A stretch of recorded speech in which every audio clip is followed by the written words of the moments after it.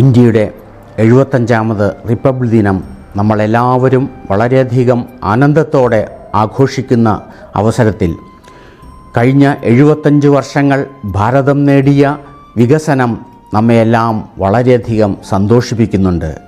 ലോകത്തിലെ എല്ലാ രാജ്യങ്ങളും ഭാരതത്തെ ആദരവോടെയാണ് കാണുന്നത്. കാരണം ജനാധിപത്യത്തിൻ്റെ ഏറ്റവും ശക്തമായ തെളിവായി ഭാരതത്തെ അവർ കാണുന്നു. ജനങ്ങളാൽ തിരഞ്ഞെടുക്കപ്പെടുന്ന ഒരു സർക്കാരാണ് ഇന്ത്യയെ ഭരിക്കുന്നത്. ഓരോ 5 വർഷം കൂടുമ്പോഴും വളരെ ശക്തമായ രീതിയിൽ തിരഞ്ഞെടുപ്പ് നടക്കുകയും പുതിയ ഭരണകൂടം അധികാരത്തിലേറുകയും ചെയ്യുന്നുണ്ട്. ഇന്ത്യക്ക് ഒരു ശക്തമായ ഭരണഘടന ഉണ്ടായതിൻ്റെ ഓർമ്മയാണ് റിപ്പബ്ലിക് ദിനം. ഇന്ത്യയുടെ ഭരണഘടനയ്ക്ക് ഉള്ള പ്രത്യേകത ഏറ്റവും ശക്തമായിട്ടുള്ള ലിഖിത ഭരണഘടനയാണ് ഇന്ത്യയുടേത്. മാതൃകാ രാഷ്ട്രത്തിന് വേണ്ട പല കാര്യങ്ങളും വ്യത്യസ്ത രാജ്യങ്ങളിൽ നിന്ന് നാം സ്വീകരിച്ചിട്ടുണ്ട്. അങ്ങനെ വളരെ ശക്തമായൊരു ഭരണഘടനയുടെ കീഴിലാണ് ഇന്ത്യ മുന്നോട്ട് പോകുന്നത്.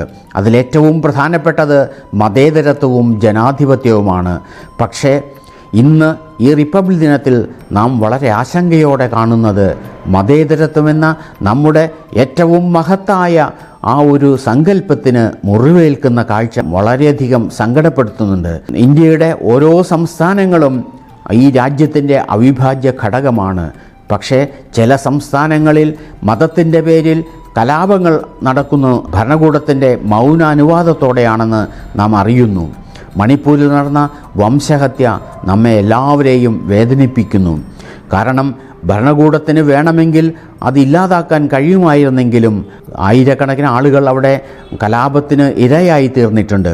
മറ്റ് സംസ്ഥാനങ്ങളിലും ഇതുപോലുള്ള സംഭവങ്ങൾ ഉണ്ടാകാതിരിക്കാനായിട്ട് നാം പരിശ്രമിക്കുന്നുണ്ട്.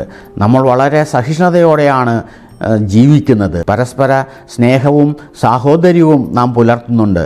പക്ഷേ ഭരണകൂടത്തിൻ്റെ മൗനാനുവാദത്തോടെ മതേതരത്തിനെതിരായിട്ട് പല കാര്യങ്ങളും ഇന്ന് നടക്കുന്നുണ്ട്.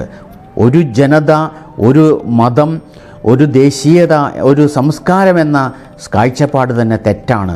വിവിധ സംസ്കാരങ്ങളും വിവിധ ഭാഷകളും വിവിധ മനുഷ്യരും വളരെയധികം സ്നേഹത്തോടെയും ആദരവോടെയും ജീവിക്കുന്ന ഒരു രാജ്യമാണ് ഇന്ത്യ.